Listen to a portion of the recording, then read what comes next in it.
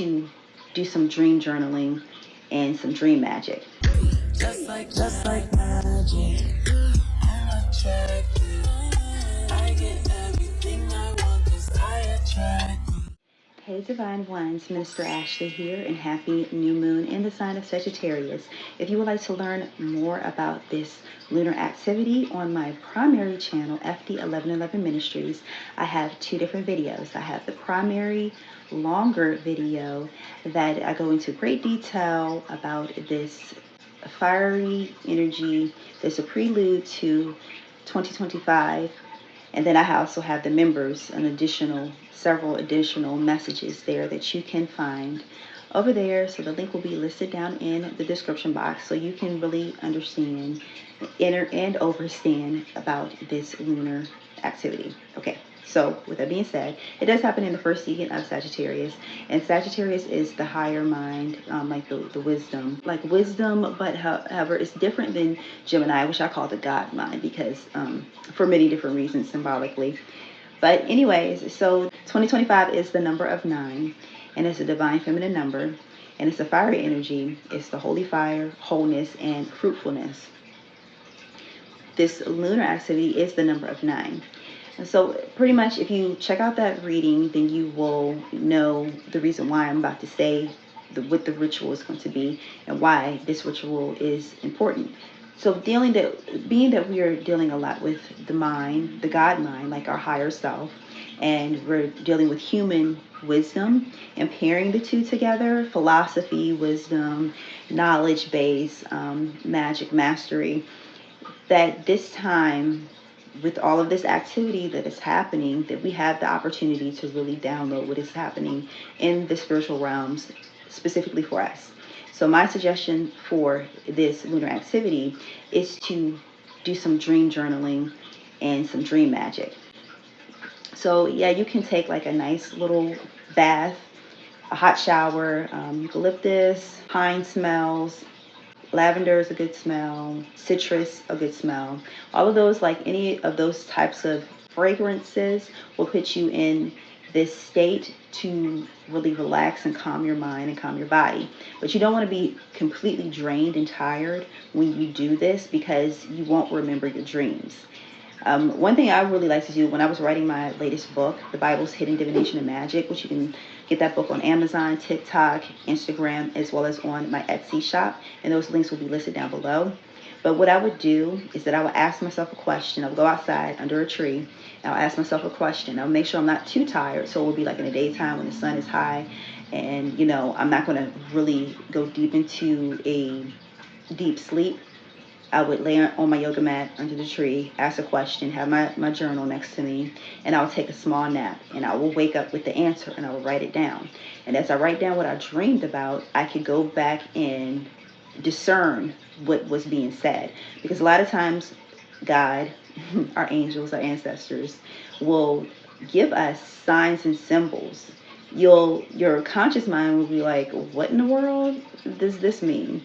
But when you just write it down, and you take some time, and the interpretation will come to you. I'm actually thinking about offering on my Etsy shop dream interpretations. I used to interpret people's dreams. I also used to do like personal tarot readings, especially for like the twin flame, divine partner community.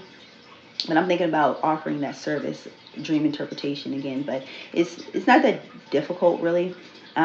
I do have on my other channel, FD1111 Ministries, I do have a playlist. It's mostly spirit animals and other videos with symbols, signs and symbols that it will help you to be able to decode what's going on in your waking life, to understand and interpret what's going on there, as well as in your dream state after you're taking like that bath.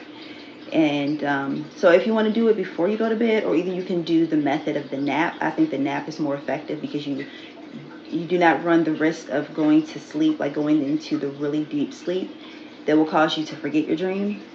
I think that's the best technique. But if not, you can do this. Like I was saying, take the bath or the shower, and then you can make yourself like a little tea, as well as like one of those little sleep bags. You could add some lavender, some really nice scents, vanilla, whatever like scents that you really like that really put you in a calming state. Some people use a humidifier. I have one that I use sometimes. I put water in there and then I put a little essential oil. I just plug it up and then just let it blow in the atmosphere. You can use incense too, burn incense. I have like on my Amazon storefront, I do have like some oils, recommended incense that I like to use. You could also use like one of those little bags. Just take like a little mesh bag, add some herbs in there and tie it up and put it under your pillow. That's really good. Some people like to put like a little bit of tiger's eye or Vicks right here on their third eye. Me personally, I don't do that. I just go to sleep. And you want to make sure that in your room that it's not too dark, because you won't be able to write down your dream. So like if you go to sleep and you wake up and you have signs, symbols, some messages that came through in your dreams, you want to make sure that you have enough light in your room so that way you don't have to try to get up and turn on the light. A lot can happen. You can miss out on a lot of the details of the dream, the more activity that you have to do. So I have like a Himalayan salt light lamp in my room, and it gives off just enough light that I'm able to see enough to write, but it's not too bright. Or you can have those fairy lights. I have fairy lights too, and that gives you just enough light so you can see if you have to wake up to use the restroom, or either you have to wake up to do this method that I'm talking about here. Another thing, going back to the tea, now the tea, I will have some herbs listed down, some recommended tea, but like jasmine tea, lavender lemon tea. What's another tea I like to use? Hibiscus is a good tea. I have a dream tea, mugwort. That's a good herb to have that will help to put you in that relaxed state, but you don't want to be too sleepy. Make sure you are not too sleepy, and make sure that you do not take any caffeine after 3 p.m. If you're going to do the night method, like going to sleep overnight. If you're going to do the day method, like taking a nap, then you should do any coffee in the morning time. Just allow yourself to sort of kind of be groggy a little bit, and then set up like a nice little space. Find a nice comfortable space that's dark but not too dark. Have your dream journal there, and then I like to lay on my back when I do it, and just lay like that, lay with my hands down like that, or either my hands on my chest like that. And for some reason that helps me to remember better, remember my dreams better, I guess, because I'm not really sleeping too hard. I find the more that I lay on my back, the better I'm able to remember my dreams. However, I have remembered quite a few of my dreams either laying on my stomach or either on my side. Another technique that you can do if you do not want to practice the dream magic and dream journaling, you can do scrying. You can do that in the mirror. You can do that in water, like a brass cup or a brass basin of water. Make sure that it's cleaned out. It's shined. It's shined up as much as possible. You can even do this with a glass, really. And you can fill it up with water, low light, not too much light, but not too dark, and ask a question, and you can just scry into the surface of the water. Another thing I like to do too in the shower is that I like to ask questions in the shower. And being that I know this is not a water sign, this is a fiery energy, you can use pyromancy. I do have a video about pyromancy as well, but for some reason I'm feeling like it's with dream state. I'm trying to remember what I did in that reading. I think it was because of this, and yeah, this just seemed like dream energy for me. These were the two cards that came out for the reading. So we had the Eight of Wands, which is the first decan of Sagittarius, which is lunar activities happening in. Then we had the Ace of Swords that came out in the reading.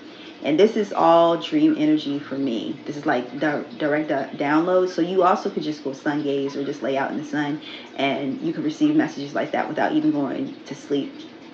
But I find that sometimes it can be like your mind can be not overreacting, but overactive. There we go.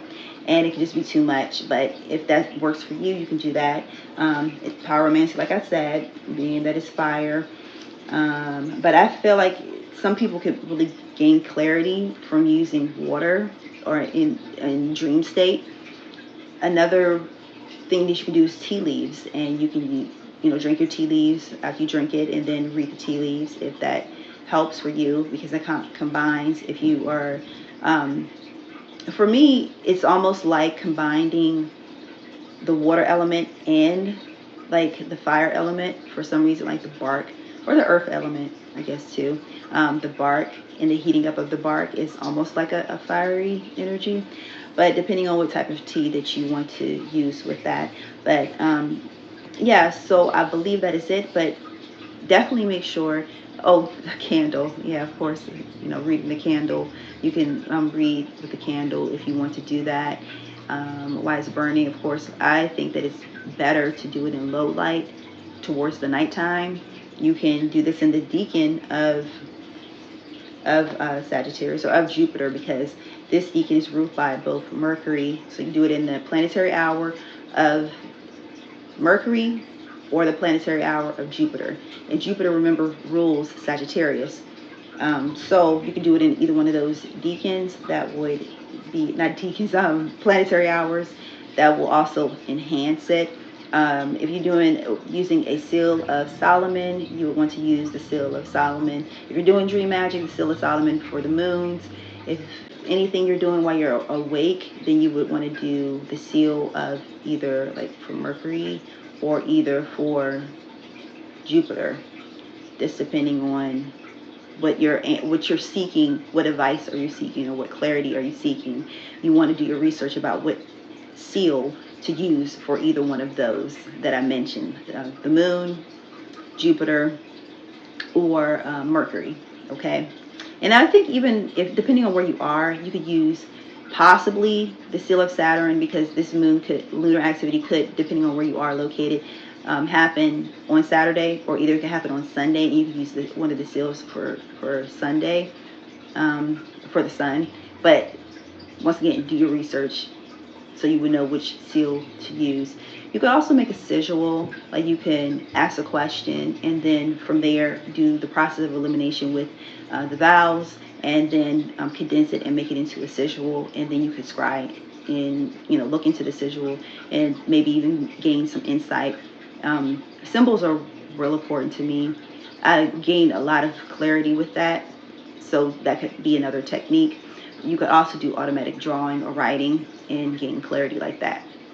So you guys, thank you for tuning in, and I will talk to you guys in the next video. I think I'm going to make this a regular thing, that pairing the divine downloads along with rituals and advice over on this channel. So we have the School of Biblical Divination and Magic, and then FD 1111 Ministries, where you get the direct downloads. So you guys, I will talk to you later. Don't forget my books, my oracle decks, my oils, and everything. And I will talk to you guys later.